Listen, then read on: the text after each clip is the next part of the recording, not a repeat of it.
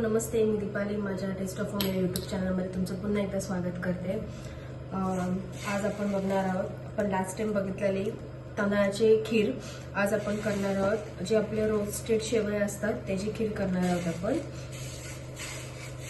Brown कलरच्या roasted शेवया हे तुम्हाला किराणा मालाच्या कुठल्याही दुकानामध्ये भेटेल, सगळीकडे भेटतात. डीमार्टला भेटेल किंवा ऑनलाईन भेटेल. आणि एकदम सोपी खीर आहे आणि एकदम टेस्टी खीर आहे. त्यासाठी आपण काय करणार आहोत, आधी जे आपली शेवया आहेत ते थोडंसं तुपामध्ये रोस्ट करून घेणार आहोत. आता ठेवलंय मी. आपलं तापलेलं आहे पातेलं आहे, तूप घालून घेऊया. थोडंसं 2 चम्मच तूप घालते मी. गॅस बारीक करून तूप घालायचंय.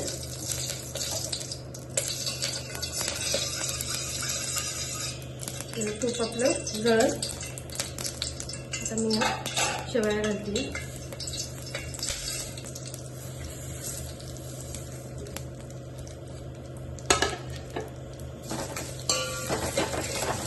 शेवयाची प्रमाणे चांगली रोस्ट करून घ्यायची आहे, भाजून घ्यायची व्यवस्थित.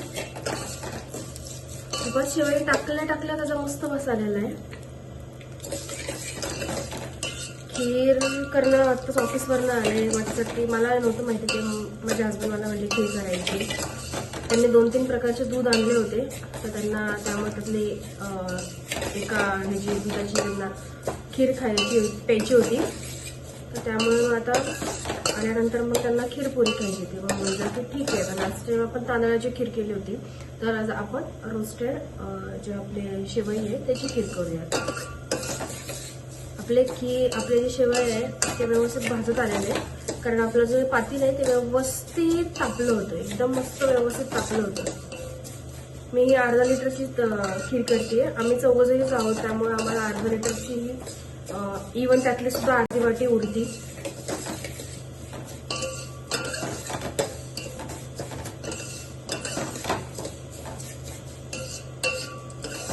एकदम सोपी खीर आहे.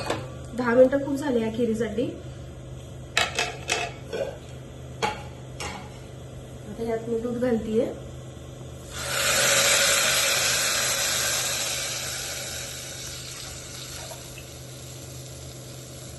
हे जे माझं मी जे दूध घेतलंय ते हे टोटली फॅटलेस दूध आहे.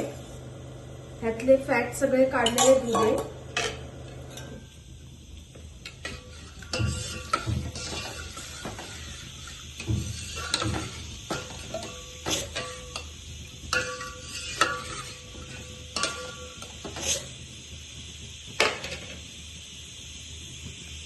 माझ्या अशा सोप्या छोट्या आणि झटपट होणाऱ्या रेसिपीसाठी माझ्या चॅनलला फॉलो करायला विसरू नका.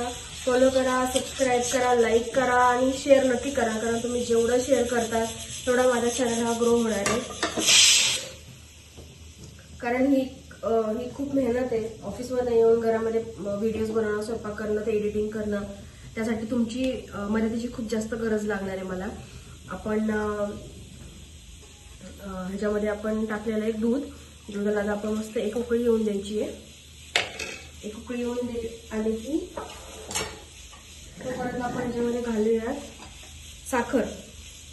तर मी माझ्या घराच्या अंदाजानुसार आम्हाला जेवढपत गोड लागतं तितपत ही छोटा चमचा 5 घालतीये मी साखर. 5 छोटे चमचे आम्हाला एवढे इनफ होतात गोडीला. म्हणजे इथं जास्त गोड नाही खाल्लं जात, एकदम कट्टुकट गोड लागतं. त्यामुळे मी 5 चमचे साखर घातलेली ह्याच्यामध्ये. तुम्ही तुमच्या हिशोबाने टाका, तुम्हाला कितपत गोड लागत तितपत हिशोबाने. आणि आता बारीक गॅसवर त्याला उकळी येऊन द्यायची आहे. तोपर्यंत त्याच्यामध्ये आपले हे जे शेवया आहे त्या व्यवस्थित शिजल्या गेल्या पाहिजे.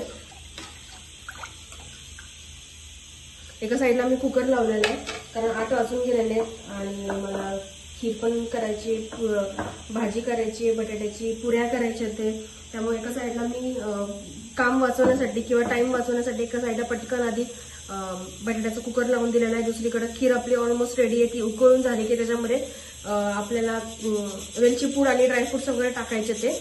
आणि मग एका साईडला लगेचच आपण मसाले भात टाकून लावून देणार आहे मी. तोपर्यंत आपले बटाटे चांगले होतील. एका साईडला बटाट्याची पटकन तयारी करू. आता जोपर्यंत खीर उकळते तोपर्यंत एका साईडला बटाट्याची भाजीची तयारी करून घेणार आहे. म्हणजे ह्याच्यातून माझा टाइम जो आहे तो सेव्ह होतोय. कारण ऑफिस मला एवढं दगदग करून यायचं आणि 8 साडेआठ नंतर स्वयंपाक करून ते जेवायला, ते जेवढं आपण लवकर जेवतो तेवढं जेवण पचायला आपल्याला इझी जातं. पण अनफॉर्च्युनेटली मला 8:30 वाजतात घरी यायला. त्यामुळे ठीक आहे, इट्स ओके. बट म्हणून मी टाइम कसा सेव्ह होईल त्या हिशोबाने प्रत्येक गोष्ट करते. 5 मिनिटातच आपली खीर, 5 ते 10 मिनिटात आपली खीर व्यवस्थित उकळली आहे आणि शेवया सुद्धा आपल्या मस्तपैकी शिजल्या. ते आता आपण याच्यामध्ये घालणार आहोत वेलची पूड.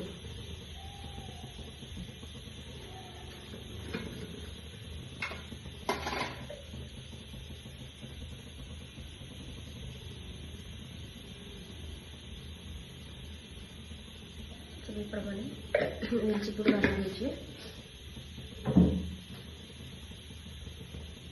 आणि मी केशर जे त्या गरम दुधामध्ये भिजवून त्याला कुटलंय, तर त्याचा कलर आपण केशर घालून घेऊया त्याच्यामध्ये.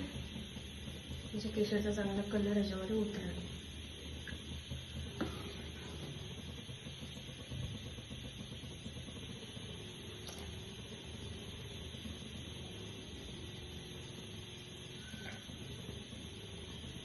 काय कुठल्याला केशर असं त्यामुळे ते साईडला लागतं खलबत्त्याला, तर ते व्यवस्थित काढून घ्यायचे.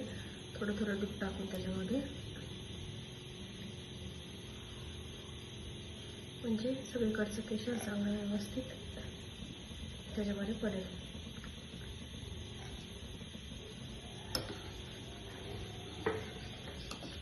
अजून एक 5 मिनिटं उकळी काढून द्यायची आपल्याला खिरीला.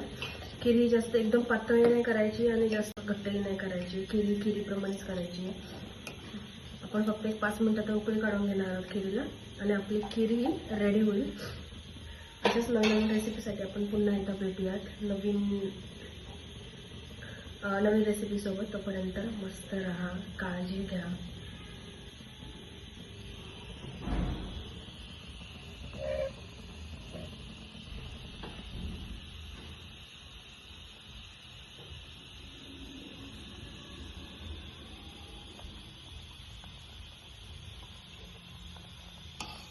खीर आपली रेडी आहे. आता आपण गॅस बंद करून घेणार आहोत.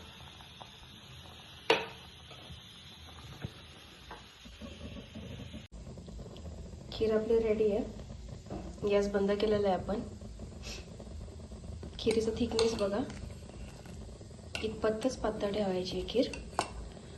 मी याच्यामध्ये ड्रायफ्रूट्स घातले नाही आहेत, कारण माझे इथे ड्रायफ्रूट्स खिरीमध्ये घातलेले त्यांना नाही आवडत, त्यामुळे मी ड्रायफ्रूट्स घातले नाही आहेत. पण तुम्हाला जर ड्रायफ्रूट्स घालायचे असेल तर तुम्ही त्याच्यावरती गार्निशिंगला तुम्ही ड्रायफ्रूट्स घालू शकता. काजू, बदाम, पिस्ता, मनुके, चारोळे, तुम्हाला जे काय घालायचे ते तुम्ही याच्यामध्ये घालू शकता. तुम्ही थोडीशी टेस्ट करून बघू शकता. जर तुम्हाला जर साखर कमी वाटत असेल तर थोडीशी साखर घालून थोडं हलवून घ्यायची. खीर गरम असल्यामुळे साखर त्याच्यामध्ये विरघळून जाते. आपली ही खीर जी आहे ती रेडी आहे. नक्की करून पहा आणि मला कमेंट करून सांगा तुम्हाला कशी वाटली.